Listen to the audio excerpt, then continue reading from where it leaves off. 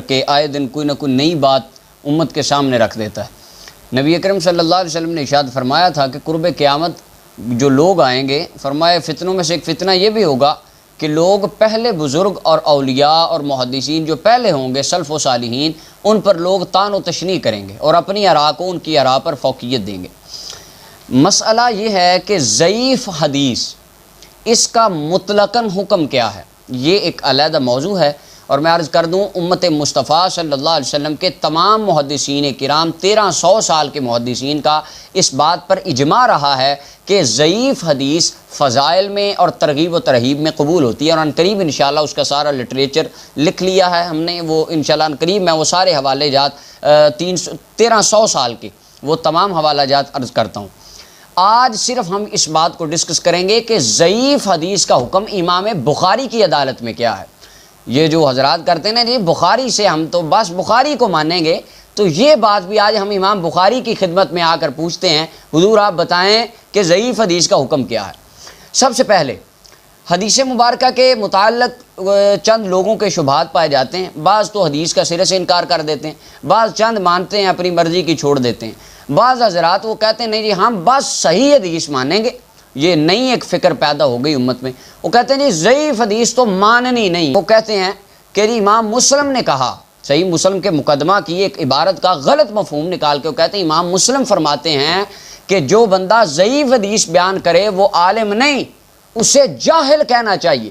اور کہتے ہیں اس نظریے کے مطابق پاکستان کے بڑے بڑے مفتی اعظم جاہل ہیں۔ انہوں نے کہہ دیا جی جو ضعیف حدیث بیان کرتا ہے وہ جاہل ہے، وہ عالم ہے ہی نہیں، حالانکہ امام مسلم نے یہ بات نہیں کی۔ ان کا مقصد اور تھا بات کا، انہوں نے فرمایا کہ اصول میں حلال و حرام کے اندر اور اصول دین کے اندر ضعیف حدیث کو نہیں لیا جائے گا، اور باقی محدثین کا بھی یہی اتفاق رہا، لیکن انہوں نے اس بات کو غلط رنگ دے دیا۔ اب امام بخاری سے پوچھیں، سب سے پہلے یہ جو ساتھی کہتے ہیں نا ہم صرف صحیح حدیث مانیں گے، ضعیف کو تو ماننا ہی نہیں، کہتے نہیں تمہارے بابوں نے گاڑ لی، لکھا ہی نہیں ہے۔ اچھا ان سے ایک سوال کریں کہ بھئی آپ کو کس نے بتایا یہ حدیث صحیح ہے یا ضعیف ہے؟ آپ کو کیسے پتہ چلا؟ پھر کہیں گے جی ہم نے سند پڑھی، ہم نے اس کے سند کے راوی پڑھے، اسماء الرجال پڑھے۔ تو میں نے کہا جی نبی علیہ السلام کی حدیث میں کسی اسماء الرجال کے بندے کا ذکر ہے صحابہ کرام کے علاوہ؟ حضور کی کسی زندگی میں صحابہ نے، یہ تو محدثین نے کام کیا نا، تو محدثین کرام تو آپ کے نزدیک بابے ہیں، تو آپ یہ ان کی تشریح کیوں مانتے ہیں کہ یہ حدیث صحیح ہے یہ ضعیف ہے؟ وہ کہتے ہیں جی بس یہ تو حدیث کی حفاظت کے لیے ہمیں ماننی پڑتی، باقی ضعیف حدیث کو ہم نہیں مانتے۔ اچھا یہ میرے سامنے صحیح البخاری ہے، بخاری شریف حضرت امام محمد بن اسماعیل رحمۃ اللہ علیہ کی صحیح بخاری شریف ہے، یہ بیروت کی مطبوع ہے، اس کا صفحہ نمبر 506 ہے، اور حدیث نمبر 2750 سے بالکل 2 سطریں اوپر اس کے اندر کتاب الوصایا کے اندر باب نمبر 9 ہے، اس کی پہلی سطر کے اندر امام بخاری رحمۃ اللہ علیہ فرماتے ہیں وَيُذْكَرُ أَنَّ النَّبِيَّ صلی اللہ علیہ وسلم قَضَى بِالدَّيْنِ قَبْلَ الْوَصِيَّةِ، کہتے ہیں ذکر کیا گیا ہے، ایک بات مذکور ہے کتابوں میں، کیا کہ نبی اکرم صلی اللہ علیہ وسلم نے قرض کا فیصلہ حضور نے وصیت سے پہلے کر دیا۔ اب یہ امام بخاری نے ایک حدیث نبی پاک کی طرف منسوب کر دی اور اس کی سند نہیں لکھی۔ یہ جو کہتے ہیں نا انا مدینۃ العلم و ابو بکر نسا، کہتے ہیں جی سند دکھاؤ، میں ان سے کہتا ہوں پہلے امام بخاری کی اس بات کی سند دکھاؤ۔ پوری صحیح بخاری میں اس حدیث کی اگر سند مل جائے تو آپ ہمارے علم میں ضرور، قیامت تک بھی مل جائے تو اضافہ کیجئے گا۔ پوری بخاری میں اس بات کی سند نہیں ہے، کہتے ہیں نہیں سند کو مانیں گے۔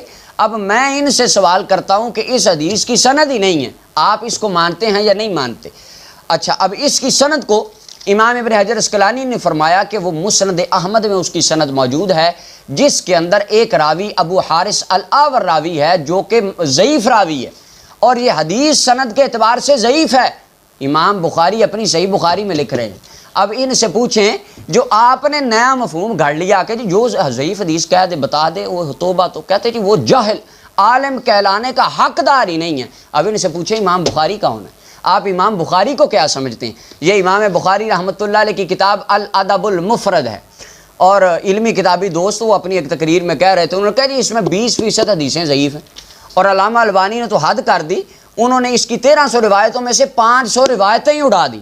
800 حدیثوں کی انہوں نے یہ کتاب بالکل شلنگ کر کے بنا دی. انہوں نے کہا جی 500 روایتیں جعلی روایتیں تھیں. امام بخاری نے بھی جعلی روایتیں لکھ دی, ضعیف جھوٹی روایتیں لکھ دی, انہوں نے نکال دی اس کے اندر سے. ادب المفرد کو پاک کر دیا جی, صحیح کر دیا. پہلے صحیح نہیں تھی, پہلے امام بخاری کی یہ کتاب ناقص تھی, اور آج والے علماء نے, آج کے امت کے علمی کتابی ساتھیوں نے اسے صحیح کر دیا جی. پہلے امام بخاری نے صحیح نہیں لکھی تھی. امام بخاری نے اس کے اندر, اب علمی کتابی صاحبوں سے میرا سوال ہے, جو 500 روایتیں اور بعض کے جتنی بھی مانیں جو ضعیف لکھی, ان ضعیف حدیثوں کا کیا حکم؟